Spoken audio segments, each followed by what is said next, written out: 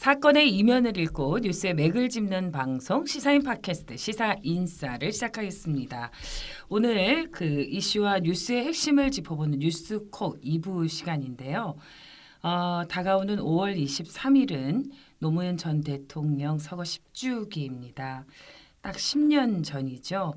노무현 대통령 서거 소식을 접했던 그날의 충격은 아마 청취자, 시청자분들 각각 다 생생하게 살아 있으실 텐데요. 저도 그날 그때야말로 가짜 뉴스가 아닌가 이런 생각이 들 정도로 지금도 그 충격이 생생합니다. 우리 모두에게 씻기 힘든 상처로 남아있는 동시에 어떻게 보면 미안함과 그리고 새로운 다짐 등 그날 이후 우리의 삶은 참 많이 달라진 것 같습니다. 뿐만 아니라 지난 10년 동안 노무현 전 대통령은 사회 곳곳에서 다시 살아나고 있는데요. 이제 10주기를 맞이해서 노무현 재단에서는 새로운 노무현을 표로 내걸었습니다. 새로운 노무현. 어떤 이야기일지 또 어떤 비전을 갖고 있는지 참여정부의 마지막 대변인으로 유명한 천호선, 지금은 노무현 시민학교 교장이자 노무현재단 이사님으로 활동하고 계시는 천호선 교장쌤을 모셨습니다. 안녕하세요. 예, 반갑습니다. 네. 불러주셔서 감사합니다. 예, 네. 그 참여정부 마지막 대변인이라고 하셔서 예. 굉장히 지금 긴장하고 있습니다. 대변인을 모시고 이렇게 방송을 하니까 오늘 방송을 좀 잘해야겠다. 전혀 그렇게 생각하지 마시고요. 편안하게. 예. 알겠습니다. 예. 왠지 분위기가 좋은데요. 네, 오늘 이렇게 천호선 교장선생님과 더불어 두 분 또 함께 모셨는데요. 우리 시사인싸를 늘 함께 든든하게 지키고 있는 김은지 기자 오셨고요. 네, 안녕하세요. 네, 오늘 그 노무현 전 대통령 서거 10주기를 맞이해서 찍 기사 커버 스토리도 쓴 이상원 기자도 함께 해주셨습니다. 예, 안녕하세요. 시사인 이상원입니다. 네, 굉장히 어색해 보이는데요. 좀 시큰둥한 것 같아요. 오기 싫은데 온 거예요? 아닙니다. 전혀 아닙니다. 제가 좀 강요하긴 했어요. 아, 예, 그래요? 예. 네. 아니 근데 이상원 기자는 처음 만났는데 사람이 이렇게 인상이라는 게 굉장히 모범생, 엄친아 이런 분위기예요. 엄친아요? 엄친아는 좀 아닌 것 같고요. 예, 최대한 엄마가 때리면서 키웠어요. 때린 거 빼고 다 하셨습니다. 아 그래요. 천호선 그 교장선생님하고 두 분은 어떻게 취재하면서 만난 적이 있어요? 어떠세요? 네, 지난주 이상원 기자가 직접 네. 만나 뵙고 취재하고 기사도 썼습니다. 네. 그 전에는 뭐 열흘 전인가요? 그때 봤습니다. 예, 한 열흘 정도 된 것 같고요. 그 네. 전에는 제가 사실 그 경력이 그렇게 길지가 않아서 네. 그 전에는 뭐 딱히 별 기회가 없었고 이번에 처음으로 뵀습니다. 그래요. 그 지금 이제 10년 전에 이상원 기자는 뭘 했어요? 10년 전에 제가 2007학번이어서요. 네. 대학교 3학년이었었죠. 그래요. 그래도 예. 그날을 생생하게 기억하겠네요. 예, 생생한 편이에요. 그렇군요. 오늘 이제 이렇게 그 시절을 다시 떠올려 보기도 하고 천호선 이사님을 통해서 참여정부의 시작과 끝을 좀 함께 이야기해 보도록 하겠습니다.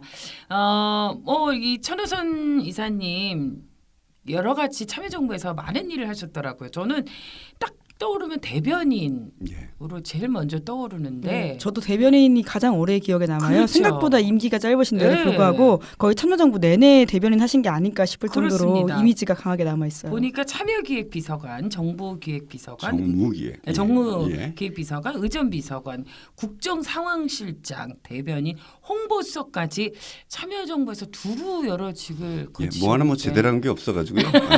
계속 요직을 돌렸습니다. 거쳤다라는 거 아닌가요?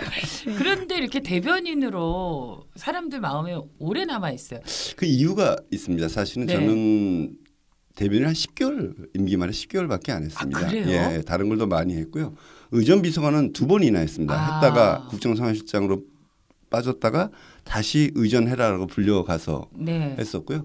대변인을 한 건 기간이 길지 않지만 네. 오래 기억됐던 건 당시에 제가 이제 10개월 앞두고 대변인이 되면서 그때 언론과의 관계가 굉장히 안 좋았을 거예요. 안 좋았을 때입니다. 뭐 네. 기억하시겠지만 그렇죠. 저는 지금도 기억하는데 외교부 같은 경우는 뭐 취재 지원 선진화 방침 이런 게 있고 라면 박스 위에 촛불 켜놓고 노트북 두드리면서 뭐 최고의 언론 탄압 국가 이러던 시절입니다. 아 정말요? 기자실 예. 없애려고 했다고 예, 그렇게 했다고요? 기자실 없애려고 했다고 하는 것은 이제 기자적 시각이고요. 아 그런가요? 예. 관계를 정상화하려고 했던 아. 네, 그런 아니 것들이죠. 설사 기자실을 없앤다고 하더라도 라면 박스 위에 촛불을 올려놓고 언론 탄압이라고 하는 게 그건 너무 이상한 것 연출이죠. 같아서요. 그렇죠. 제가 보기에 당시 언론인들 측에서의 연출이라고 보는데 하여튼 그런 어려운 상황 속에서 대변인을 이제 그게 예고돼 있었어요. 취재전 선진화가 대변인을 맡게 되면서 어떻게 할까 고민을 많이 했습니다. 그래서 첫 번째는 국민과의 소통을 강화해야 되겠다. 네. 두 번째는 언론에 대한 서비스는 좀 더 또 역시 정보를 충분히 드려야 되겠다. 세 번째는 저희가 하도 많이 거두절미 왜곡을 나가니까 그걸 좀 막을 방법이 없을까 고민하다가 매주 월요일부터 금요일까지 오후 2시 반에 카메라 다 켜놓고 KTV 그다음에 SBS, MBC, KBS 다 켜놓고 사전에 어떤 각본도 없이 무엇이든지 물어보세요를 한 거죠. 생방송을 하신 생방송으로. 거죠? 예, 그걸 아. 제가 퇴임 전전날까지 했습니다. 예. 대단하시네요. 그것 때문에 오래 기억되는 것 같아요. 그러니까요. 그래서 그게 이제 노출이 많이 될 수밖에 없었고요. 게다가 이제 어떤 일이 하나 더 겹쳤냐면 샘물교회 사건이라고 하시죠. 아, 네네네. 예. 보통 우리 이제 재외국민, 우리 국민이 외부에서 이렇게 외국에서 납치를 당해서 한두 분이 되면은 외교부에서 관리를 하는데 그때 예. 20분이 넘게 맞아요. 납치가 돼서 청와대의 상황실이 차려졌었습니다. 그렇죠. 그리고 뭐 국방부 장관, 국정원장 뭐 등등이 항상 외교부 장관이 매일 회의를 했고요. 네. 그 상황을 제가 브리핑을 하게 됐어요. 아. 그때는 뭐 모든 언론은 24시간 체제였고 하루에도 몇 번씩 제 브리핑이 나가는 거죠. 그렇군요. 예, 그러다 보니까 노출이 많아졌고 그래서 적지 않은 분들이 5년 내내 제가 대변인을 한 것으로. 그럼 사실은 대변인을 가장 참여정부에서 길게 윤태영 대변인이 윤태영 대변인. 윤태영 대변인이 2번 1년씩 2번을 했습니다. 그래서 윤태영 대변인이 굉장히 억울해하죠. 그렇겠네요. 참여정부의 진정한 대변인은 윤태영 대변인이고요. 그런데. 저는 그저 노출이 좀 많았을 뿐입니다. 아니, 예. 겸손하신 거 아니에요? 듣고 계실 가능성이 크기 때문에 좀 뒤끝이 있으신 분이거든요. 아, 그렇지요. 예, 그래서 제가 이렇게 변명을 해둡니다. 아, 그렇군요. 아 근데 생방송을 매일 한다는 네. 게 거기다가 보통 그게 일이 아니죠. 쉬운 질문이 아니고 굉장히 정말 날카로운 어렵죠. 질문들이 오고 네. 갈 거 아니에요. 사회도 예. 좋지 않고요. 네. 지금 그때 당시 기자들 중에 언쟁이라기보다는 논쟁, 네. 공박을 하는 그런 장면들 그대로 다 생중계. 그러니까 저도 그런 거죠. 기억나는 게 이제 지금 뭐 그 천호선 대변인이라고 그 당시는 예. 굉장히 인상도 선하신 데다가 금태 안경이죠. 이렇게 안경 쓰고 이렇게 뭔가 약간 카리스마도 있고 그런데 이게 굉장히 선한 인상에 또 약간 감정이 실린 듯한 독특한 표정도 욱할 때도 있으시고 있었죠. 예. 네. 그걸 참아내면서 말씀하시는 게 역력히 보여져가지고 그때 저랑 싸운 기자분들 중에 지금 뭐 유수한 언론사의 간부급을 하시는 분들이 그래요? 많습니다. 이제는 그 언론 탄압이라고 외쳤던 그분들하고의 관계는 어떠세요? 이제는 뭐 개인적으로는 다 좋아요. 그래요. 예, 뭐 제가 있는 그대로 말씀 조중동 기자들과도 개인적으로는 되게 친했습니다. 예. 그 중에 어떤 한 분 기자가 네. 저는 몰랐는데 얼마 전에 현 정부의 청와대를 비판하면서 천호선 때는 그보다 낫다 뭐 이런 얘기를 그 기자 저랑 가장 많이 싸웠던 기자분인데 누군지도 얘기하면 안 되겠다. 예. 네, 하여튼, 약간 예. 삐삐 기자님께서 삐삐 기자님께서 네. 그랬다는 얘기를 제가 전해 들었어요. 예. 그렇군요. 네. 참 그때 생각하면 여러 가지 생각이 많이 나는데요. 사실 이제 대변인이라는 게 대통령의 입의 역할을 하는 거 아니겠습니까? 근데 제가 이렇게 보면 어느 쪽에서도 사실은 지지받거나 사랑받지 못했던 그 당시 참 외로웠던 대통령이었는데 그 대통령의 입 역할을 한다는 건 참 쉽지 않았던 것 같아요. 어떠셨어요? 이게 뭐 좋기만 한 일은 아니죠. 네. 그러니까 어떻게 보면 악역을 담당해야 하고 이제 온갖 언론으로부터 나오는 공격을 몸으로 받아내야 되는 네. 총알바지 역할 같은 측면들도 있었죠. 그러나 어떤 그때 당시 저는 굉장히 고민을 해서 큰 결심을 한 거죠. 네. 이게 답변을 한다는 게 굉장히 어려워요.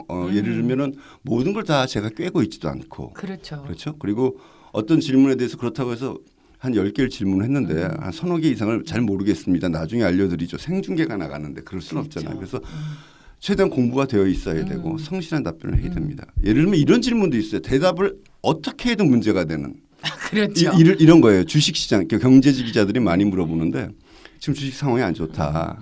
청와대가 대책이 있느냐라고 물어봅니다. 네. 이 질문은 정말 곤혹스러운 질문이에요. 일상적으로 뭐 주식시장에 대해서 청와대가 개입하지도 않지만 한다 그래도 문제고 우리는 하지 않습니다라고 해도 문제고 그러면 그날 오후에 빨간색 파란색이 막 바뀌게 되는 거죠. 그래서 그렇죠. 그런 질문들을 하는 기자들도 가끔 있었습니다. 그런 것들을 잘 대답을 하면서도 문제가 되지 않게 어떻게 피해 나갈 것인가 이런 것들이 간단치 않은 문제였었죠. 예. 두 분 기자니까 사실 저런 질문은 좀 골탕 먹이려고 하는 거 아니에요? 기자들도 사실 솔직히 그런 말하면? 질문이 있죠. 그렇죠. 너는 한번 물 먹어봐라 막 이런 기분이었죠. 네, 뭐 제가 청와대 출입을 해보지 않아서 그렇죠. 그건 잘 모르겠지만 네. 사실은 질문을 들어보면 어떤 의도인지는 좀 그렇죠. 간파되는 것들이 네. 있긴 있죠. 그 요즘은 또 이제 유튜브나 그래서 이 기자회견 끝나고 나면 여러 가지 또 이런저런 이야기들이 좀 많이 있긴 하지만 그래요.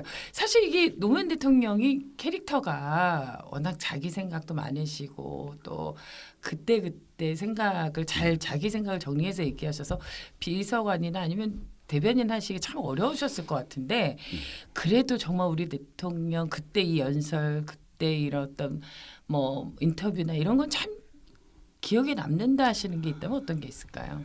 뭐 굉장히 많죠. 흔히 제일 그렇죠. 유명한 연설은 독도 연설도 있고요. 맞아요. 그리고 네. 또 경선 때 아내를 버리란 말입니까? 뭐 그렇죠. 이런 연설도 있는데 저는 개인적으로 제일 통쾌했던 연설은 그 부끄러운 줄 알아야지라고 제목 붙여진. 그러니까 2006년도 저 찾아봤어요. 오기 예. 전에 민주평통자문회의에서의 연설이에요. 그러니까 민주평통자문회의는 뭐 아시다시피 제목 그대로 그렇죠. 통일을 위한 시민 자문단체인데 굉장히 많은 국민들이 그렇죠. 이제 보수 진보를 떠나서 참여하고 있는 예. 건데 그때 분위기가 어떤 거였냐면요. 전시작전권 우리가 환수해 오려고 하는데 현역 장성들은 물론이고 그것을 대변해서 성우회 그러니까 예비역 장성들의 모임에서 막 전작권을 아직 가져오면 안 된다라고 네. 성명서를 발표하던 네, 그런 네, 시절입니다. 네.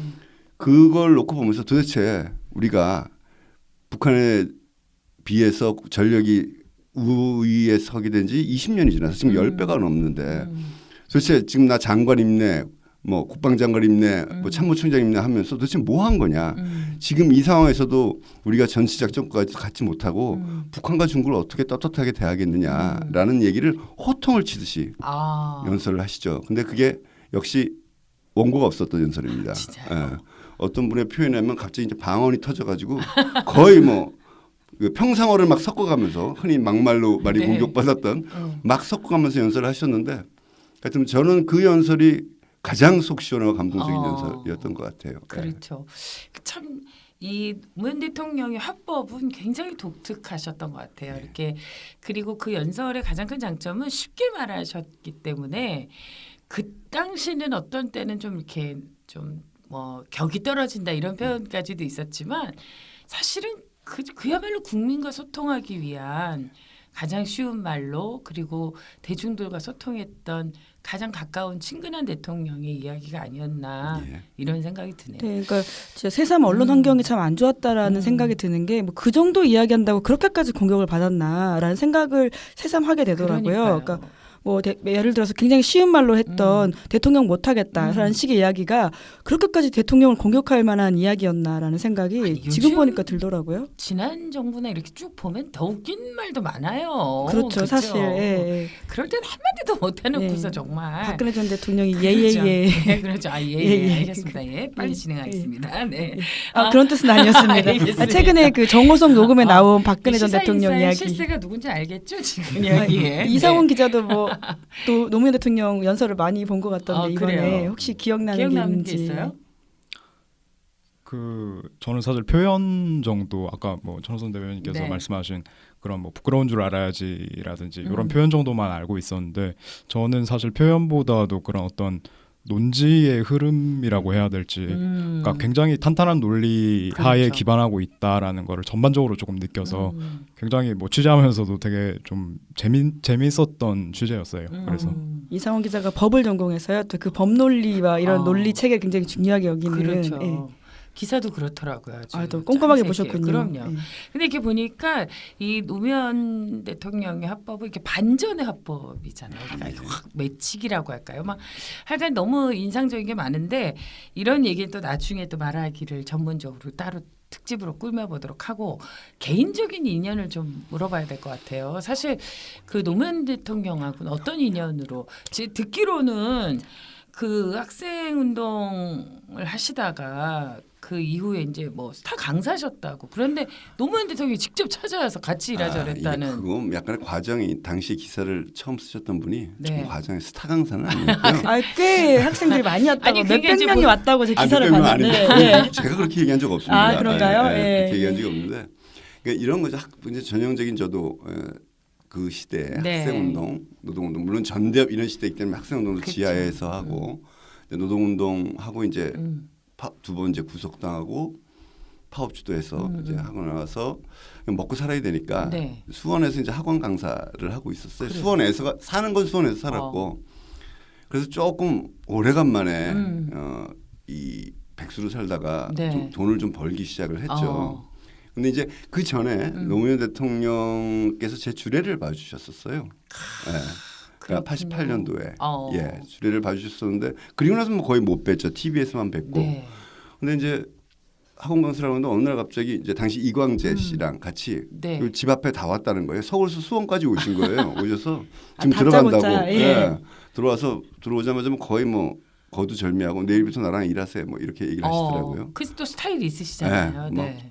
근데 이제 마침 제가 그때 노동운동, 학생운동 이런 것을 했지만 이제 어떻게 보면 제도 정치권 내에서 사회 개혁을 이끌어가야 되지 않겠는가라는 생각을 갖고는 있었었죠. 그 생각은 이제 노무현 대통령의 활약 자체가 그런 가능성을 보여줬고요. 그때 네. 당시 우리 생각에는 이 제도 정치권에 들어가면 개량화된다, 타협한다, 이런 생각들을 많이 했었는데 저는 꼭 그렇지 않을 수 있다라는 그렇죠. 생각을 88년이면 노무현 대통령이 이제 청문회 스타로 스타였었던 때니까. 예, 그리고 예. 이 정말 이 제도 정치권에서 그런 모습을 본 국민이 예. 그런 저렇게 정의롭게 정치라는 것이 국민을 위해서 할 수 있구나라는 가능성을 처음 본 거 아니에요 그 독재 예, 시절에. 그래서 그런 생각을 네. 했지만 뭐 그럴 생각 자체를 엄두도 못 내고 있었는데 어느 날 갑자기 와서 제기하셔서 바로 그 자리에서 흔쾌히 뭐 감사합니다라고 말씀드리고 이제 학원 하던 게 있으니까 이제 네. 좀 정리하고 출근을 시작했죠. 근데 출근해서 지금은 그게 국회의원실에서 하면 갑질이죠. 왜냐하면 그때 요새 의원 정수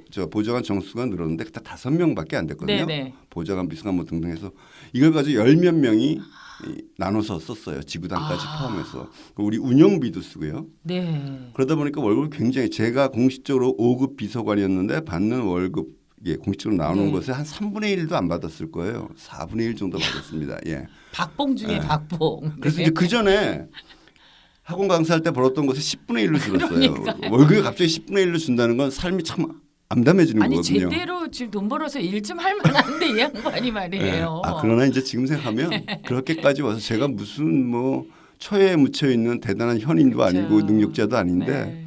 그런 인연을 갖고 좋게 보시고 같이 일하자고 음. 거기까지 그렇게 와주셨던 건 지금 그때는 별로 이렇게 감사하다는 생각 안 했는데 지금 보면 특별한 배려였었던 것 같고요. 네. 항상 이제 요즘 드는 생각인데 그때 그것만큼 제가 기여해드리지 못했다, 도움이 되지 못했다는 생각을 요즘은 합니다. 옛날에 약간 시건방지게 뭐 그런 생각을 안 했었었는데 네. 요즘 그런 생각을 합니다. 그러니까 이게 정말 시간이 지날수록 새록새록 그 그리움도 그렇고 그분에 대한 의미도 많이 생각나는데 어디 그대 주례는 잘 보셨나요, 그분이? 뭐 상상하실 수 있을 만한 주례인데요. 네. 굉장히 길게 하셨고 예. 당신의 연애와 결혼 생활을 조금 적나라하게 적나라하다는 게 어떤 적나라하다는 의미죠? 건 예, 그거 굉장히 얘기하면 안 궁금합니다. 됩니다. 권현수 여사님께서 들으시면 불쾌하실 얘기도 있기 때문에 그걸 다 얘기를 하셔가지고요. 솔직하신 네. 분이네요. 게다가 저는 뭐 저희 친인척들에게 학생운동하고 뭐 징역 갔다 오고 이런 게 다 네. 알려져 있지만 저희 처는 그러지 고향이 안동이에요. 아. 안동인데 잘 모르죠 안동에 계신 그렇죠. 분들은. 그리고 숨겼겠죠. 네. 그런데 이제 고속버스 타고 올라오신 분들이 앉아 있는데 네. 갑자기 뭐 둘 다 빵제비고 뭐 이런 얘기를 하셔가지고 거기가 시끌시끌했습니다. 근데 내용이 너무 재밌어서 하객들이 다 배꼽 잡고 웃고 그런 분위기였습니다. 정말 이제는 말할 수 있지만 그렇게 줄여보시면 안 됩니다. 경험이 있으신 것 아까 그 같은데요. 말씀 네. 우리 사전에 했던 그렇죠. 예. 아니, 사실 저도 노무현 대통령이 주례를 보셨는데 주례 동기이신 거죠? 그렇죠. 예, 근데 저희 신기하네요. 망했어요. 시간차를 좀 두고. 그렇죠. 예. 저는 딱 거의 9년 후에 이제 결혼을 했는데 저희 남편도 그때 운동하다가 졸업을 못한 상태였거든요. 근데 이제 사회를 보는 친구가 저 신랑이 저 학교를 졸업을 못한 걸 절대 말하시면 안 됩니다. 근데 그 첫 마디가 신랑은 학교를 졸업을 못하고 그 순간 얼음이 돼가지고 근데 그게 반전이 있어야 돼요. 그럼에도 불구하고 이 사람들이 얼마나 막 그래야 되는데 그냥 흐지부지 수습을 못하셨고요. 그래서 그 당시에 그 왔던 많은 선배들이 미안하다. 내가 대신 사과하마 이랬던. 노 대통령께서 항상 연설에 성공하시는 그렇죠. 건 아닙니다. 그렇죠. 네. 늘 솔직하시네요. 항상 이제- 솔직한 분. 이제 우리가 여기서 노무현 대통령의 뒷담화를 하게 되는 거예요. 큰일인데. 아, 그렇죠. 근데 이게 참 보면 이제 개인적으로 여러 가지 얽힌 일들도 있고 또 지금 돌아보면 감사한 마음도 들고 또 그분이 어떤 뜻이었을까 마음도 좀 헤아리게 되고 이런데요. 그러니까 이제 그런 인연으로 계속 지금까지 이렇게 함께 해오셨잖아요. 이제 노무현 재단에서 일을 또 하시게 됐고 올해 보니까 새로운 노무현이라는 그 플랜카드라고 그뭐 슬로건을 예, 슬로건을 뭐 이제 캐치프레이즈? 거셨어요. 예. 네, 이게 이제 어떤 의미일까요? 그 장명은 윤태영 또 역시 대변인께서 님께서 해주셨고 홍보는 또 전호선 대변인이 카피라이터 하시고 글쓰 카피라이터로 윤태영 대변인께서 주로 담당을 하시는데 그것이 무슨 뜻이다라고 우리가 굳이 공식적인 해설은 없습니다. 그러니까 다 누구나 직관적으로 알 수 있을 거라고 보고 또 해석이 다 다양할 수도 있다고 그렇죠. 봐요. 그래서 저는 한 두 가지 정도 의미를 보는데요. 노무현을 다시 새로 보자라는 의미가 있어요. 지난 10년 동안 그러니까 얼마나 많은 정쟁의 소재이자 공격의 대상이셨어요. 돌아가신 그렇죠. 뒤에도. 네. 그러니까 저희들 입장에서는 그것을 방어하거나 왜곡을 바로잡는데 상당히 많은 시간을 보냈습니다. 그렇죠. 지금도 그렇고요. 예. 오늘 이 녹화하는 시점에서도 그 테러라는 표현을 썼던데 봉화에 그 대통령 그 삶을 전시한 곳에 붉은 페인트로 뭐 이런 흉악한 말을 써놓는 사건이 발생을 했습니다. 아무튼 그런데 너무 집중했는데 이제 좀 바로잡아야 되겠다. 저는 노무현 대통령의 또 이런 것도 있어요. 이게 제 생각입니다만 보수나 진보 양측에서 노무현 대통령은 뜻은 좋았으나 결국은 실패한 대통령 아니냐 이런 생각도 하고 노무현 대통령을 좋아하는 분들도 결국에는 뜻은 좋았으나 실패했다는 생각을 많이 갖고 있어요. 보이지 않게. 저는 성공했다고 이야기하지는 않겠지만 우리가 생각하기로 그렇게 실패한 것 아니다. 이런 것도 좀 바로잡아야 된다고 보고요. 그런 의미에서 지난 10년 동안 우리가 추모 중심이고 그걸 방어하고 바로잡는 데 초점을 뒀다면 이제는 노무현 대통령 전체를 있는 그대로 좀 알리고 그렇게 된다면 아마 노무현 대통령에 대한 역사적 평가도 객관적으로 이루어지지 않겠느냐 이런 생각이 하나 그런 의미에서 새로운 노무현을 저는 받아들이고요. 두 번째는 이제 저희 세대는 아까 대학교 3학년이라고 하셨지만 그 당시에 이게 같이 겪었잖아요. 노무현 대통령 같이 참는데 과연 지금 20대들은 그리고 50년 뒤에 100년 뒤에 노무현은 어떻게 기억될까 이런 생각을 합니다. 특히 그러면서 젊은 세대에게 노무현 대통령은 뭐 제일 먼저 떠오르는 건 스스로 목숨을 끊은 대통령 이게 제일 먼저 떠오르지 않겠어요? 근데 그걸 뛰어넘는 노무현 대통령에 대한 바른 이해, 바른 기록, 바른 기억, 바른 평가 이런 것들을 남길 필요가 있다. 특히 이제 그래서 저는 노무현 대통령을 기억하는 젊은 민주주의자들을 많이 만들어내는 것. 젊은 세대에게 노무현 대통령을 바르게 이해시키는 것도 굉장히 중요하다. 그런 의미에서의 새로운 노무현의 의미를 제 나름대로 부여를 하고 있습니다. 예. 근데 정말 이 새로운 노무현이라는 그 캐치플레이스가 어떻게 보면 저는 이제 그것 자체로도 정말 이해가 되는 것 같아요. 말씀하시는 것처럼 어느 시기까지는 그 죽음에 대한 의미에 너무 우리가 또 좀 메모리 되어 있었는데 올해 저도 이렇게 다시 보니까 그분이 그동안 하고자 했던 것 우리가 그냥 노무현의 꿈이란 말로 정리하기에는 너무 많은 생각들 그리고 시도들 그리고 끝까지 포기하지 않았던 어떤 그 사적인 이익을 절대 추구하지 않고 공적인 이익을 위해서 끝까지 원칙을 지켜냈던 분.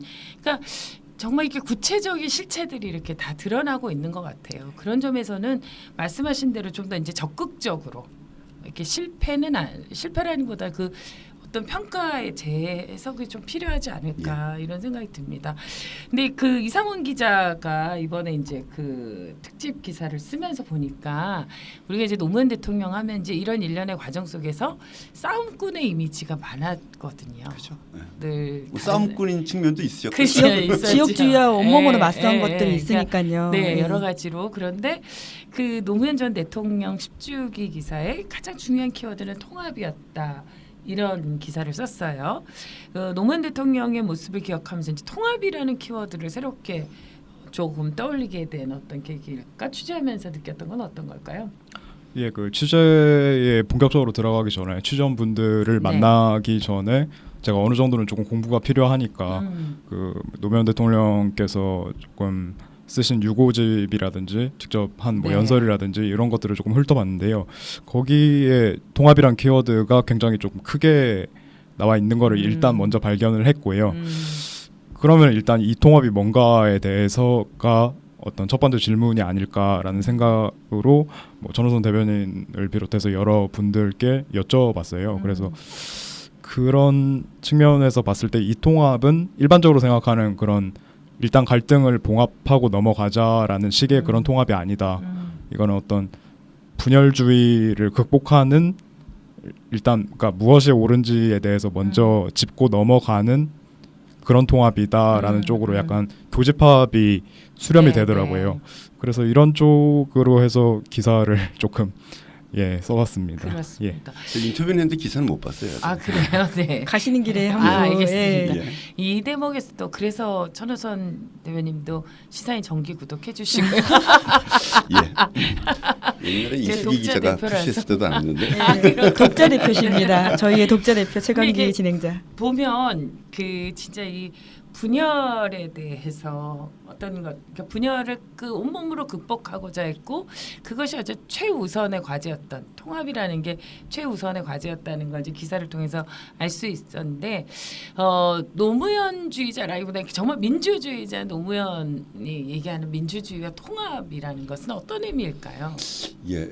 그 얘기 들어가기 전에 통합. 네. 에이 뭐 싸움꾼이었지 이런 분에 대해서 이제 한두 가지 말씀을 드리자면 이런 게 있었죠. 노무현 대통령의 일생 중에 상대적으로 덜 조명받는 기간이 있습니다. 그게 뭐냐면 3당 합당에서 꼬마민주당을 창당한 데서부터 네. 김대중 대통령의 새정치국민에 합류하기 전까지 그때까지의 기간은 노무현 대통령으로서는 사실 제3의 길을 걸으려고 했죠. 이제 YSDJ, JP로 상징되는 어떤 지역 구도를 그렇죠. 뛰어넘어야 한다라고 생각을 했고요. 그리고 DJ를 굉장히 존경하지만 DJ랑 갈등도 있었었고요. 그렇죠. 그래서 출마하셨을 때도 부산시장 부산에서 출마했을 때 지역 등권론을 DJ가 들고 나오는 일이 있었죠. 이제 지역 등권론은 간단히 얘기하면 좋게 얘기하면 모든 지역이 동등한 권한을 가져야 된다는 것이지만 네. 나쁘게 얘기하면 각 정당이 지역 정당이 알아서 자기 지역에서 나눠 먹자. 95년도 지방선거를 앞두고 그런 일이 있었는데 그런 부분에 대해서 굉장히 강력하게 비판적으로 대했던 분이죠. 그러니까 지역주의를 뛰어넘어야 된다는 문제의식을 강하게 갖고 네. 있었고 다만 그것보다 우선은 정권 교체를 해야 되겠다고 생각했기 때문에 김대중 대통령과 함께하고 그 이름으로 민주당의 이름으로 부산에서 출마하고 하셨지만 네. 그런 긴장 관계가 항상 있었고요.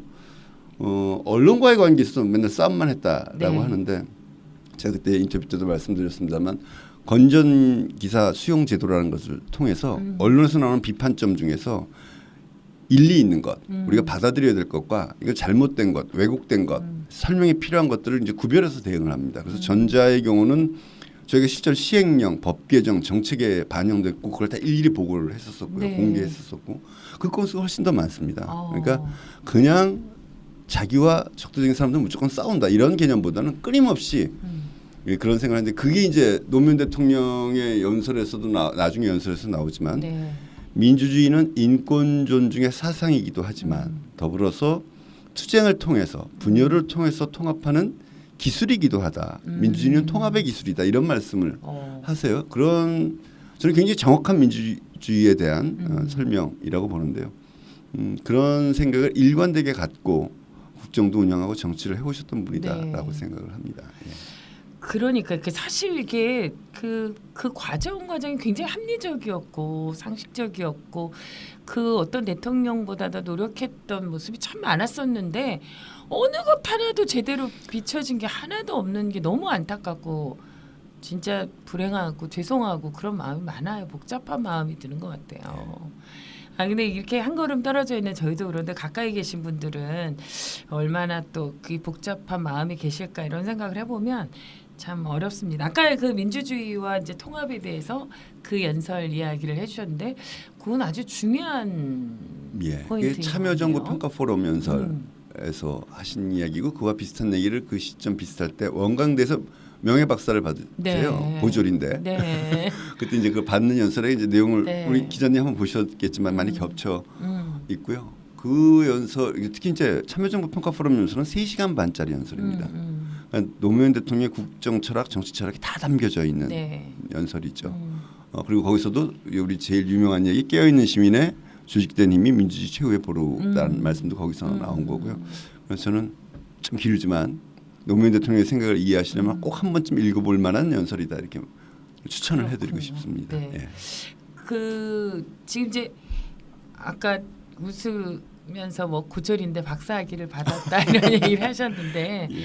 사실 저는 노무현 대통령이 대통령 당선이 되셨을 때 가장 좋았던 게 사실 그런 비주류였기 때문에 전 너무 행복했거든요.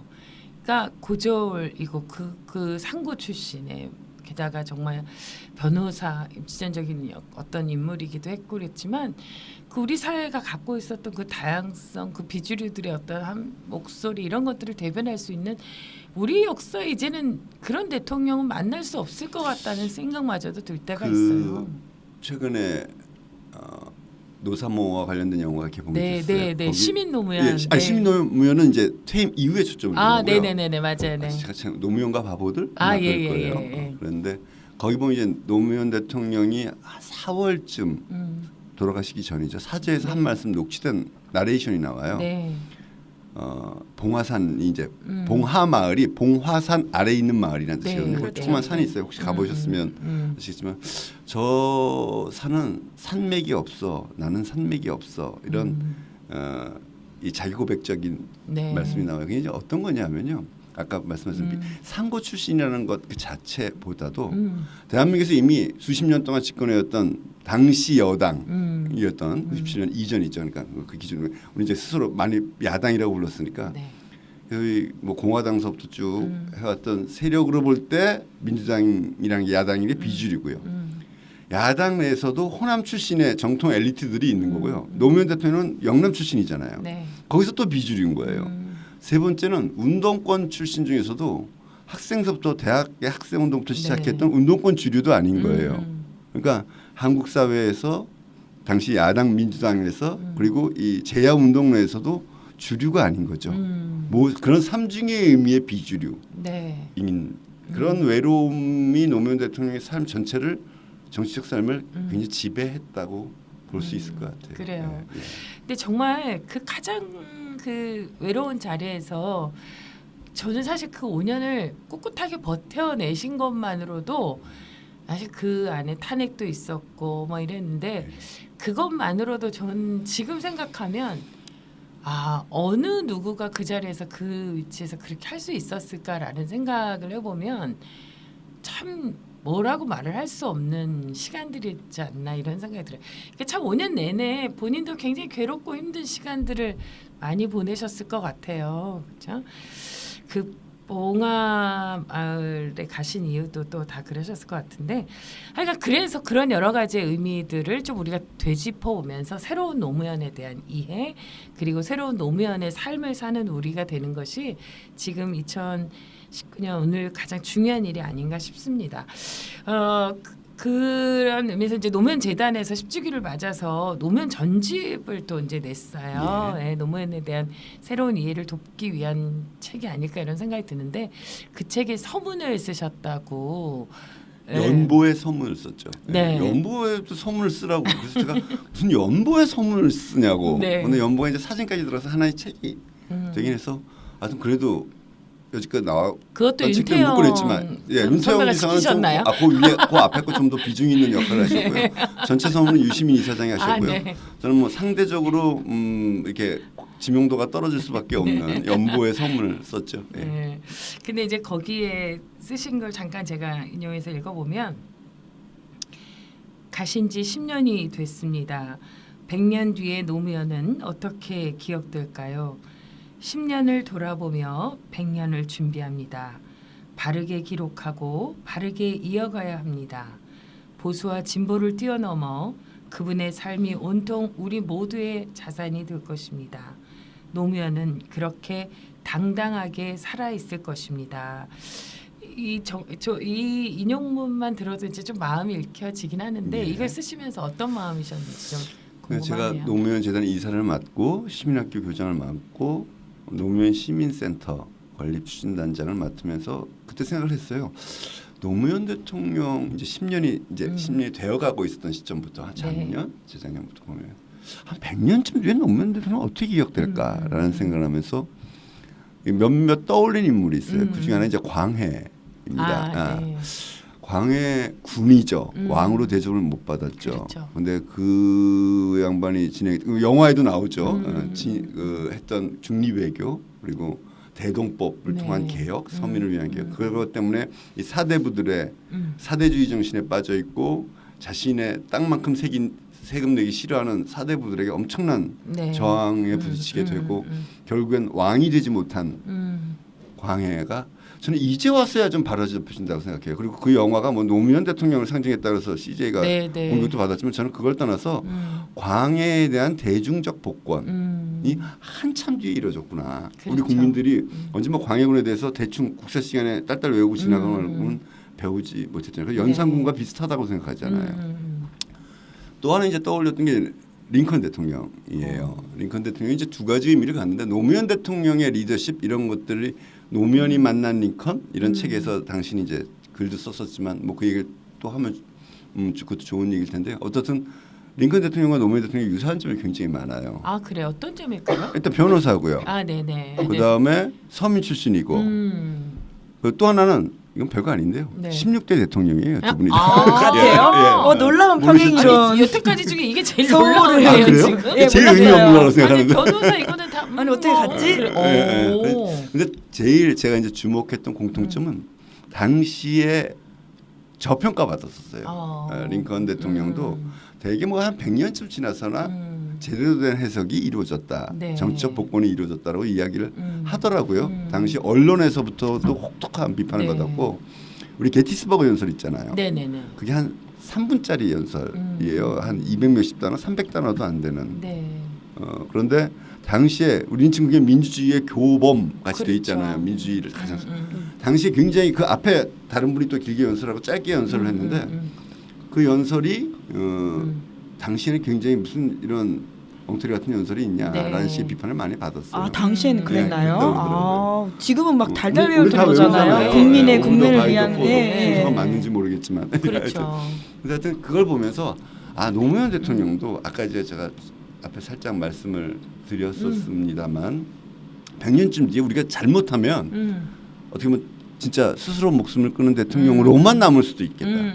그리고 바로 하면 제대로 평가받을 수 있겠다. 네. 게다가 뭐 노무현 대통령이 다 잘한 건 아니죠. 성공한 것, 성과가 있었던 것도 있고 실패한 것도 있고 때로는 성과까지는 내지 못했지만 방향을 제대로 잡아놓은 것도 있는데 이런 것들을 종합적으로 아까 제가 새로운 노무현을 다시 보자, 새롭게 보자, 네. 더 넓게 보자 그런 노력들을 지금 해두어야 나중에 제대로 평가받을 수 있겠다라는 생각을 했었던 것이죠. 예. 근데 요즘 보니까 이제 아이들이 굉장히 다양하게 역사 인식을 하는데 그 1987에서부터 이제 지금 이렇게 이르기까지 쭉 보니까 그 얼마 전에 이제 이 10주기를 맞이하고 또 이래서 보니까 어느 고등학교에서 노무현 대통령에 대해서 어떻게 생각하느냐라고 얘기했는데 이제 그 변호사라는 영화를 보면서 변호인. 변호인 송강호 주연. 그 영화를 보면서 굉장히 올바르고 정의롭고 그렇죠. 뭐, 굉장히 감동적이죠. 그러니까 참 아까 그 광해에 대한 인식이나 뭐 이런 것처럼 그 다양한 좀 접근과 시도를 통해서 재조명하는 것 것들이 참 중요하지 않을까. 그리고 저는 천호선 대변인이 염려하시는 것처럼 그렇게 이제 스스로를 버리신 분으로보다는 더 큰 의미, 스스로를 버리면서까지 지키고 싶어했던 그 큰 뜻을 이제 사람들이 많이, 그리고 또 우리 후학들도 많이 알 수 있을 것 같다라는 생각을 갖고 있어서 그리고 또 많은 분들이 말씀하신 것처럼 바르게 기록하고 바르게 이어가려고 하는 노력들이 계속 되니까요. 아마 지켜질 거라고 생각이 듭니다. 저는 사실 오늘 이제 인터뷰를 한 생각을 하니까 어제부터 사실 좀 마음이 무겁더라고요. 그러니까 그 새로운 오면 이제 울지 않고 그 좀 새롭게 이렇게 받아들이자라고 하면서도 눈물이 쉽게 마르지가 않아요. 근데 천호선 대변인도 좀 안 그러신가요? 어떠세요? 요번에 이제 두 가지 에피소드가 있었는데 네. 아마 이 방송을 듣는 분들 중에는 노무현 대통령을 좋아하시는 분들이 많을 것 같아서 네. 제가 어디 강연을 하면서 노무현은 실패한 대통령인가라는 도전적인 제목을 붙였어요. 그랬더니 네. 그 주최 측에 항의 전화가 왔다고 그러더라고요. 왜 노무현에다 실패자를 갖다 붙이냐. 물론 제가 실패했다고 얘기했겠습니까? 네, 네. 그렇다고 뭐 성공했다고 단순하게 주장하지도 않았지만 또 하나는 노무현 대통령이 이제 요번에 우리가 전집을 아까 말씀하신 전집을 하면서 노무현이 역사가 됩니다. 이제 역사 속으로 들어갑니다. 이런 얘기를 했더니 노무현이 역사 속으로 사라져야 된다는 거 아니냐? 뭐 그렇게 주장한 거냐? 뭐 이런 오해를 하시는 분이 있는데 이제 전혀 그런 뜻은 아니고요. 커다랗게 봐서 앞으로도 노무현 대통령 정치에 가끔 호출될 거고요. 우리들은 노무현 대통령을 생각하면 분노와 그런 감정들이 남아 있을 거고요. 또 크게 보면 참여민주주의라고 할까? 그것의 하나의 어떤 추동력의 한 축을 계속 네. 이어가실 거라고 봐요. 하지만 아까 앞서 말씀드렸던 것 같은 그런 의미에서의 균형 잡힌 평가 그리고 좀 노무현 대통령이 했던 국정 경험이나 이런 것들은 결국 뭐 진보의 상징이시기도 하지만 네. 진보만의 자산은 아니다라고 그렇죠. 생각을 하고요. 그런 면에서 이제 역사적 평가가 되어야 한다라는 생각입니다. 그래서 예. 그런지 노무현 정신을 다 이 사람 저 사람 갖다 쓰더라고요. 정말. 예, 뭐 해석하기 나름이고. 네, 예. 그렇죠. 어쨌건 이런 의도와 뜻이 이제 다 이어질 거라고 믿고요. 지금 이제 노무현 시민학교 교장을 맡으셨잖아요. 예. 이 노무현 시민학교는 어떤 곳인지도 궁금해하시는 분들 꽤 오래됐는데요. 아주 간단히 하면 음. 좀 재미없는 표현이지만 민주시민 교육을 하는 것이고요. 그렇지만 민주시민 교육 그러면 좀 일방적인 것 네. 같죠. 그래서 저희들은 어떤 민주주의 교육도 하지만 여러 가지 그 문화 교양 프로그램도 운영을 하고요. 더 나아가서는 저희가 이제 꿈꾸는 것은 이러저런 사회적 실천을 네. 함께 도모하는 것들을 뒷받침해드리는 역할도 하려고 하고요. 그러니까 사회 어떤 변화, 혁신 프로젝트 이런 것들 지원도 하는 것도 시작하고 있고 제일 중요한 사업 중에 하나가 리더십 학교예요. 네. 그래서 지금 이제 2기째 두 번째 돌아가고 있는데 이제 3년 차 됐습니다만 고위과정, 청년과정 나눠서 고위과정은 10주 한 20강 정도예요. 네. 청년과정은 26주. 그러니까 굉장히 긴 기간이죠. 긴 기간 동안 꼭 뭐 노무현 대통령에 대한 거랑 직결된 것은 네, 아니지만 네. 노무현 대통령에 대한 것을 포함하여 리더십의 어떤 기본적인 훈련, 교육 네. 이런 것들을 하는 프로그램들을 운영하고 있습니다. 뭐 토론도 하고 실천도 함께 모색하는. 아, 그렇군요. 그래서 뭐 작은 노무현, 뭐 또는 아까 말씀드렸듯이 민주주의 젊은 민주주의자들을 육성해내는 것 그런 생각을 하고 있죠. 저희는 그렇게 생각해요. 민주주의가 지식만으로 이루어진 것은 네. 아니고요. 어떤 실천력, 시민의 힘을 키우기 위한 것. 간단히 하면 시민의 힘을 키우고 시민의 민주주의 역량을 키우는 건데요. 민주주의에도 연습이 필요하다. 그렇죠. 그런 생각을 하고 이런 일을 사실은 학교에서도 해야 하고 음. 정당도 해야 하고 시민단체도 해야 하는데 별로 못 그러는 것 같아요. 그래서 저희가 그 역할을 자임하고 네. 앞으로 상당 기간은 우리가 그걸 해야 되지 않겠느냐. 그래서 그걸 담을 공간, 그것을 시행할 수 있는 공간으로서 노무현 시민센터도 저희가 건립을 추진하고 있는 것이고요. 그렇군요. 예. 근데 이게 민주시민학교 노무현 시민학교도 중요하고 또 그 노무현 센터도 중요한데 그 노무현 정신을 잘 이어받은 분으로서 잘 좀더 이어받았다 이렇게- 그러면 오해 우리는 화내시는 뭘 해도 분이 오해를 있습니다. 예, 받으시니까 뭐 이렇게 다른 뭐 정치 활동이나 하실 계획은 앞으로 없으신가요? 어떠세요? 좀 전에 말씀드린 대로인데 제가 뭐 능력과 체력과 자격이 많이 부족해서요. 그리고 이제 좋은 분들이 많이 하시니까 다들 좀 좋은 의미 나쁜 의미 포함해서 자기 정치에 바쁘잖아요. 네. 예, 자기 정치에 바쁘니까 사실 정치가 해야 할 굉장히 중요한 역할들 중에 놓치고 있는 것. 아까 말씀드렸듯이 민주시민교육 또는 젊은 민주주의 리더들을 굉장히 역량을 투입해서 육성해내는 것 이런 것들에 소홀하다고 봐요. 네. 사실 그에 관심 있는 정치인들, 네. 정당 지도자들을 별로 못 봤습니다. 저는 남들이 좀 안 하는 것 또는 못 하는 것이 제 몫이 되지 않을까라는 생각을 갖고 있고 당분간 이 일에 좀 집중할 생각입니다. 예. 네. 여기서 중요한 건 당분간 이런 건가요? 네. 아 예. 알겠습니다. 그 이상원 기자는 전호선 대변인 때 그 규정선 만나면서 어떤 느낌이 드셨어요? 인터뷰하시면서 이렇게 말씀 지금처럼 이렇게 잘해주시던가요? 네, 말씀을 너무 잘해주셔서요. 네. 정말 도움 많이 됐는데 네. 기사에는 생각만큼 많이 완성 못 쓰는 거예요. 많이 이게 많이 넣지를 못해서 뭐 아쉽습니다. 이런 것 같아요. 이게 교장 선생님이 학생이어가지고 교장 선생님 제가 열심히 썼는데요. 막 이러면서. 아 제가 그때 생각한 건 좀 일방적으로 너무 많이 장황하게 말씀드린 것 같아서 아닙니다. 죄송합니다. 예. 오늘 이렇게 취재원과 기자가 서로 사과하면서 아름다운 분위기 좋습니다. 이 전호선 교장 선생님 그 나에게 있어서 노무현이란 또 개인적으로 어떤 분이셨는지 좀 제로 정리를 좀 해주시죠. 뭐 글쎄요 저는 그 질문을 굉장히 많이 받아보는데 네. 그럼 뭐 한마디로 얘기하기가 어렵고요. 당연히 그분이 없었으면 오늘의 제가 있지 않았을 것이고죠. 제 개인적인 삶의 의미로서는 뭐 결정적인 제 인생을 지배한 분이었을 거고요. 제가 기억하는 노무현 대통령은 뭐랄까요 정의로운 네. 사람이었다. 너무나 뜨거울 정도로 정의로운 분이었다. 정의로운 대통령이었다. 성패에 대한 평가를 떠나서 네. 그런 생각을 하죠. 예. 그렇습니다.